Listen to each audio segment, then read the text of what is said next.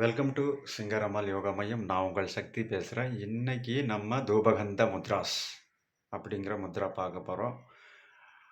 Okay, இந்த தூபகந்த முத்ரா எப்படி செய்யணும் அப்படிங்கிறத நான் உங்களுக்கு காண்பிக்க போகிறேன். பாருங்கள், என்னுடைய இரண்டு கைகளில் இந்த பெருவிரலை மடக்கிக்கிட்டேன். உள்பக்கமாக மடக்க வேண்டும். நல்லா தெளிவாக கவனிக்க வேண்டும். மடக்கிக்கிட்டு ஆள்காட்டு விரலும் நடுவிரலும் இந்த பெருவிரலின் மீது வைத்து கொண்டேன். இப்போ இந்த மோதிர விரலின் நுனியை ஜாயின் பண்றோம். நல்லா கவனிங்க.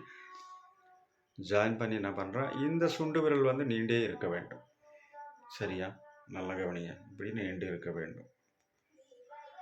ஓகே, இதை டச் பண்ணிக்கிறேன். டச் பண்ணிக்கிட்டு ஒரு மந்திரம் ஜபிக்க வேண்டும்.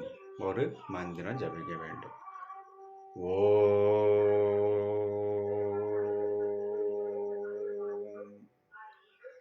கண்ணை மூடிக்கலாம். கண்ணை மூடிக்கிட்டும் செய்யலாம், நார்மலாகவும் நீங்கள் கண்ணை ஓப்பன் பண்ணிக்கிட்டும் செய்யலாம். விடிய விடிய கற்பூர தீபம் ஏற்றி நெய்விளக்கு ஏற்றி இதை செய்தல் மிகவும் நன்று. இதனுடைய பலன்கள் பின்பு நான் சொல்கிறேன்.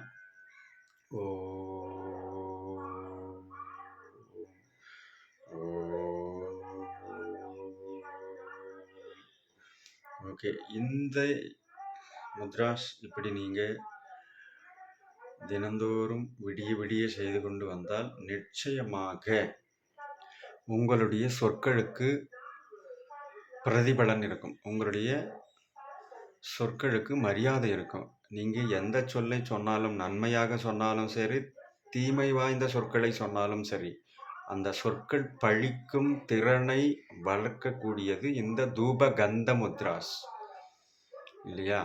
இப்போ நீங்கள் ஒரு ஆசிரியராக இருந்தால் மாணவர்கள் நீங்கள் கூறக்கூடிய சொற்களை கவனமாக கவனிப்பார்கள். ஒரு பஞ்சாயத்து பேசுகிறோம். ஒரு பஞ்சாயத்தில் நீங்கள் எந்திரிச்சு ஒரு சில விஷயங்களை 4 பேருக்கு மத்தியில் பேசும் பொழுது எந்த தூபகந்திர முத்ராஸ் செய்திருந்தால் உங்களுக்கு உங்களுடைய வார்த்தை பழித்தமாகும். அதுதான் அதனுடைய நன்மைகள். ஓகே, நன்றி, வணக்கம்.